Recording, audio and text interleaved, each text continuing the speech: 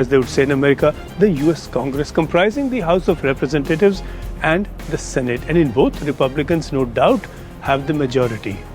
But in the Senate, that is through 53 votes out of 100, when funding approval requires 60, which leaves the Republicans 7 short. The Democrats have offered support provided they get what they want in the annual budget that routinely kicks off on October the 1st. And they want funding really for Medicare and other services more than the Republicans have allocated. And that's a demand the Republicans are resisting.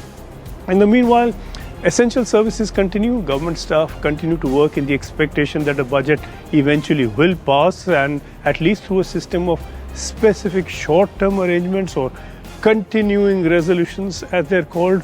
But no resolution appears immediately in sight.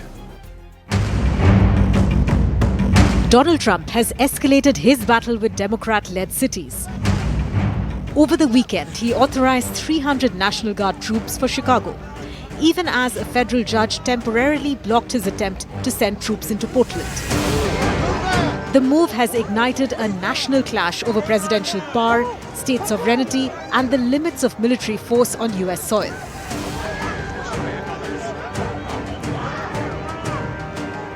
Chicago has been a flashpoint for weeks.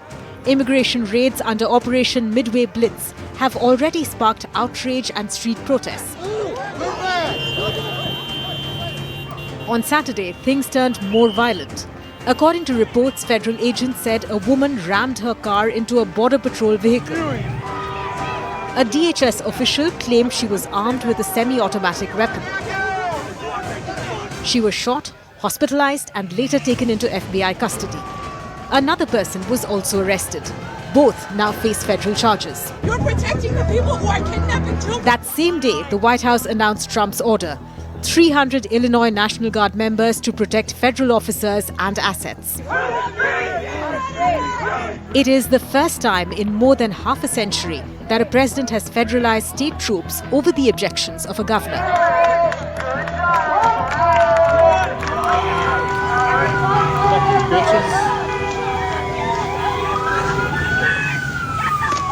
Illinois Governor J.B. Pritzker says he was given an ultimatum: call up your troops or we will.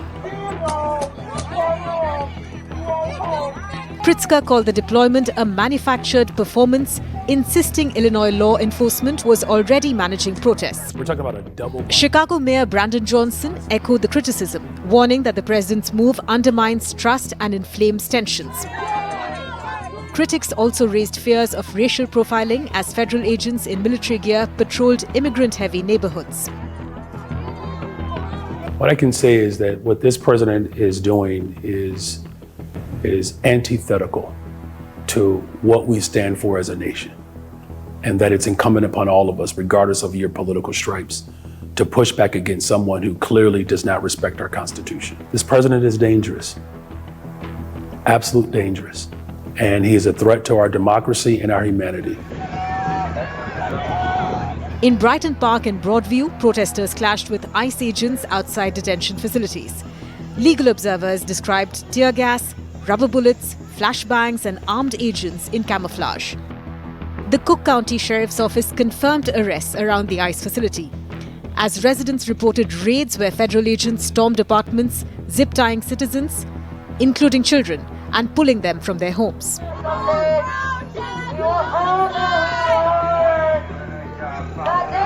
In Portland, Trump's playbook met a legal wall. A federal judge, Karen Immergut, herself a Trump appointee, ruled that protests at Portland's ICE facility pose no danger of rebellion. She said the president had exceeded his constitutional authority, warning that the move blurred the line between civil and military power. When Trump tried to sidestep the ruling by sending California and Texas Guard troops instead, the judge expanded her order, blocking any National Guard deployment to Oregon for now. Oregon's governor, Tina Kotek, called Trump's claims untethered to the facts, adding, "The only threat we face is to our democracy, led by the president." This is not just about Chicago and Portland. In recent months, Trump has sent or threatened troops to Washington, Los Angeles, Memphis, and New Orleans. In Memphis, his SAFE task force is already operating with federal agents and National Guard in the field. The president has defended his strategy as a war from within, even telling top generals that US cities should be training grounds for troops. Homeland Security Secretary Kristi Noem and Trump's advisors openly describe cities like Chicago as war zones.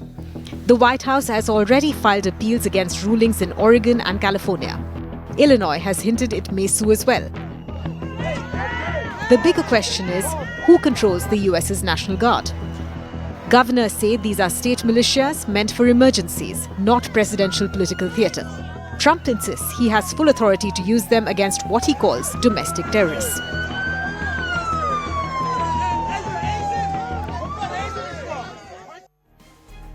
Good thing that all this has not shut down the continuing US efforts to bring peace to Gaza that certainly still have a long way to go.